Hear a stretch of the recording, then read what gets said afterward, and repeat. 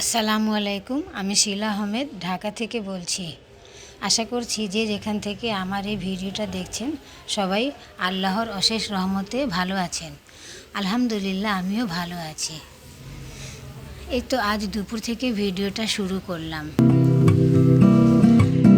প্রতিদিনের মতো আজও আমি নাস্তা করার আগে এক চুলায় ডাল আর অন্য চুলায় শাক বসিয়ে দিই সিদ্ধ হওয়ার জন্য।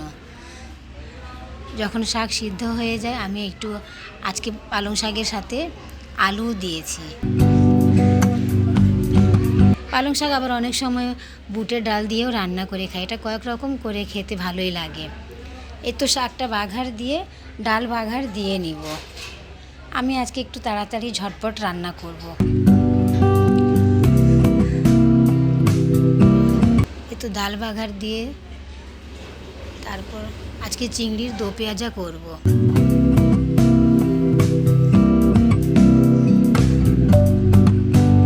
অনেক সময় দেখা যায় রাঁধতে অনেক বাড়তি কাজ থাকলে আমি একটু শর্টকাটে করি। এই তো পেঁয়াজ দিয়ে পেঁয়াজ দিয়ে একটু বেরেস্তা হওয়ার পর রেগুলার মশলা দিয়ে দিব।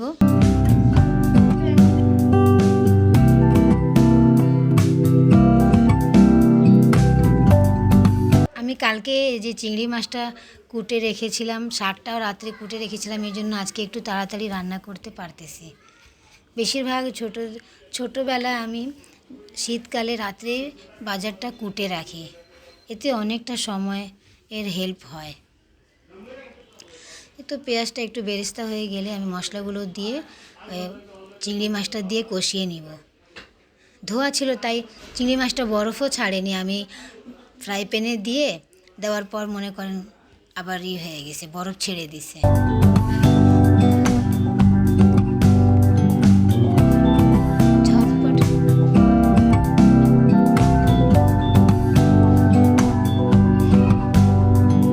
এতে আমি একটু বেগুনও দিব। আপনাদের ভাইয়া একটু বেগুন একটু বেশি শখ করে খায়।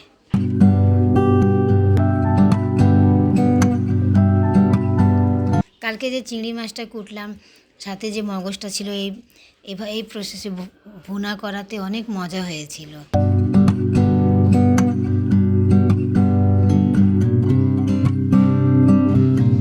বড় চিংড়ি মাছ রান্না করলে আমি একটু গরম মশলাও দিই।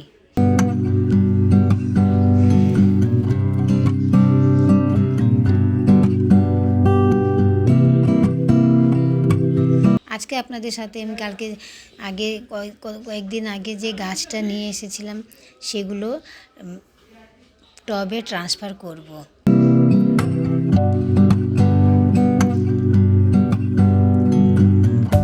কারণ কি দুপুরের দিকে আমাদের যে আপা কাজ করে উনি চলে আসার আগে আমি ভাবতেছি যে মাটির কাজটা করে নেই। কারণ কি উনি যাওয়ার পরে যদি মাটির কাজ করি তাহলে আবার ঘর নোংরা হবে, আমাকে আবার পরিষ্কার করতে হবে।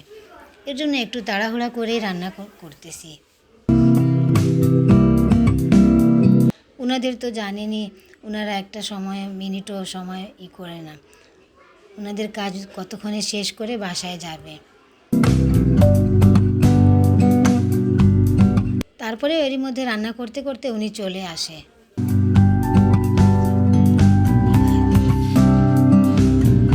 এই তো সামান্য পানি দিয়ে বসায় দিলাম, সব কিছু ভালো করে কষিয়ে বসায় দিছি। পানিটা শুকানোর পরই নামিয়ে নিব। এই তো আমার রান্না হয়ে গেছে।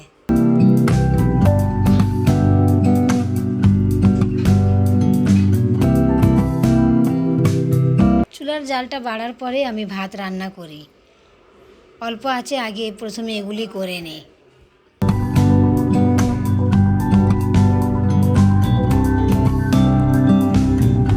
এই যে বলে আমি আগে থেকে গতকালের যে সবজিগুলো কুটা ছিল ওগুলো জমিয়ে রেখে দিয়েছিলাম গাছে দেওয়ার জন্য। তারপর ডিমের খোসাও কয়েকদিন ধরে জমা করলাম যাতে মাটিতে সবগুলো মিক্স করে দিতে পারি।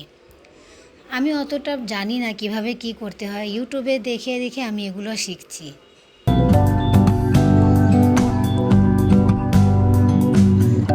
আবার এটা যারা গ্রামের তারা আরও একটু ভালো করেই জানে কিভাবে কি করতে হয়। এই যে ছাই দিয়ে দিলাম, বাসায় যে কেনা ছাই ছিল ওটা কিনে দিয়ে দিলাম, কেনাটাই দিয়ে দিলাম। সার দিলাম একটু, সার আমি মাটি যেখান থেকে নিয়ে আসি সেখান থেকে কিনে নিয়ে আসি। এ তো সব আগে মিক্স করে নিলাম, তারপর হাত দিব। হাত দিতেও আবার কেমন জানি আমার লাগতেছিল, কারণ অনেক সময় কেঁচো থাকে, আমার ভয় করে, তাই আমি হাতে পলিথিন পরে এগুলা মিক্স করলাম। গাছের মাটিগুলো এমন ঝরঝরা ছিল যে আমি প্যাকেটটা কাটার সাথে সাথেই মাটিগুলো একদম ছেড়ে দেয়, আর অনেক দিনের রাখা ছিল। দেখে যে প্লাস্টিকের ব্যাগের সাথে জ্বর ধরে নিয়েছিল।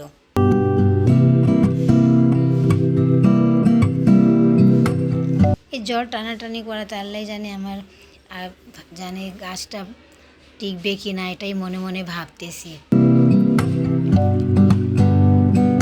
আমার অনেক আগে থেকেই শখ ছিল যে আমার একটা ছোট্ট মিনি বাগান হলেও আমি যাতে করতে পারি, তাই আমার গাছের অনেক শখ।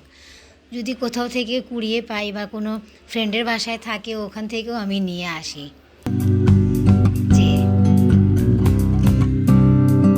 আবার অনেক সময় কিনে নিয়ে আসি।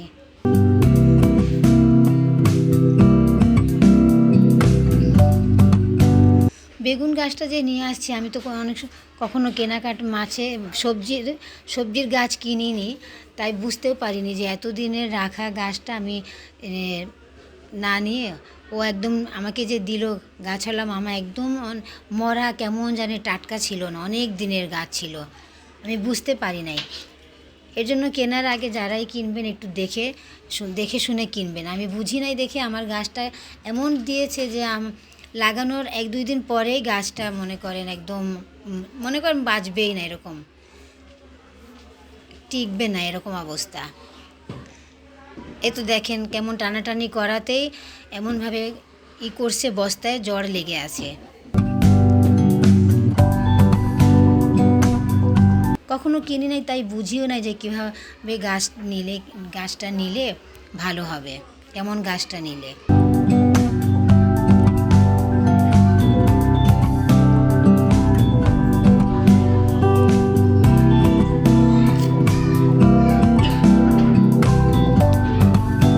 আমার ভিডিওতে যদি কোনো ভুল ত্রুটি হয়ে থাকে তাহলে আপনারা ক্ষমা সুন্দর দৃষ্টিতে দেখবেন, কারণ কি আমার ভিডিওতে ভয়েস দিতে আসলেই কেমন জানি কথাগুলো থতমতো খেয়ে যায়, বলতে যাই একটা হয়ে যায় আর একটা, তাই আপনারা একটু সুন্দর মাইন্ডে নেবেন।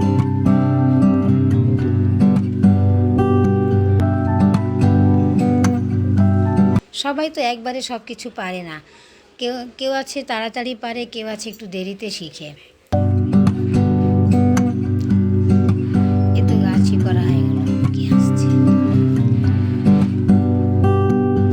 এটা আমাদের রাত্রের খাবারের সিন। রাত্রে এই যে খাওয়া দাওয়া শেষ করে চলে যাব থালা বাসন গোছাতে। আমি কিভাবে গুছিয়ে রাখি রাত্রের কাজগুলো সেটা আপনাদের সাথেও শেয়ার করলাম। খাওয়া দাওয়া শেষে আমি বাকি যে খাবারগুলি অবশিষ্ট থাকে সেগুলো অন্য ছোট কোনো পাত্রে রেখে ফ্রিজে রেখে দিই। বাকি যেগুলো থাকে ওগুলো ধুয়ে মেজে পরিষ্কার করে রাখি। চুলার আশেপাশটা আমি একদম পরিষ্কার পরিচ্ছন্ন করে রাখি, যাতে সকালে যদি একটু উঠতে দেরিও হয়ে যায় তাহলে কাজটা আমি যাতে গুছায় নিতে পারি। শীত হোক গরম হোক আমি সবসময় এভাবেই কাজ গুছিয়ে করি। রাত্রে বাসন ধুয়ে চুলা মুছে তারপর ঘুমাতে যাই।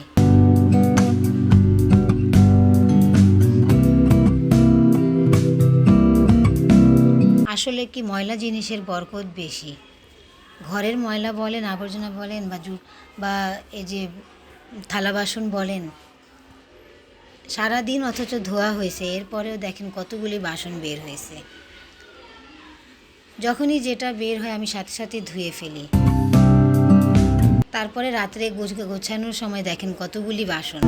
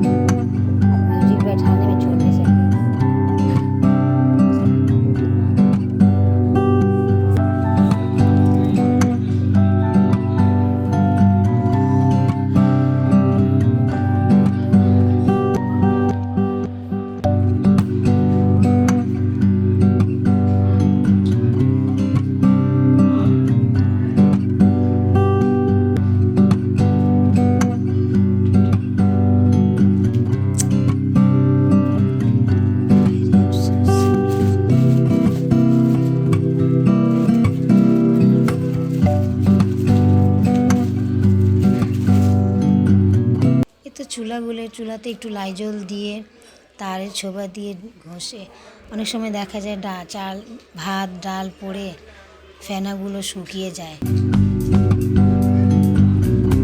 আমি 2 দিন পর পর এভাবে করে পরিষ্কার করে নিই। আবার অনেক সময় সপ্তাহ 15 দিন পরে ডিপ ক্লিন দিই। ডিপ ক্লিন করি।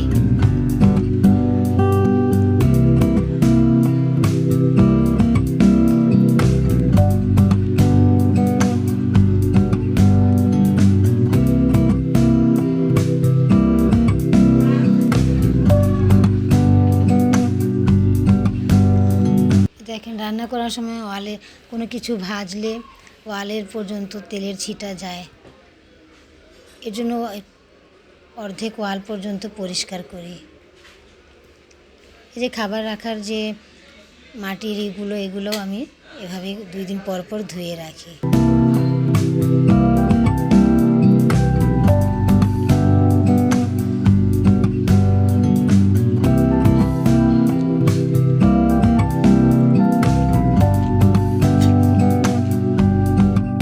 আজ এই পর্যন্তই, আমার কাজ প্রায় শেষের দিকে।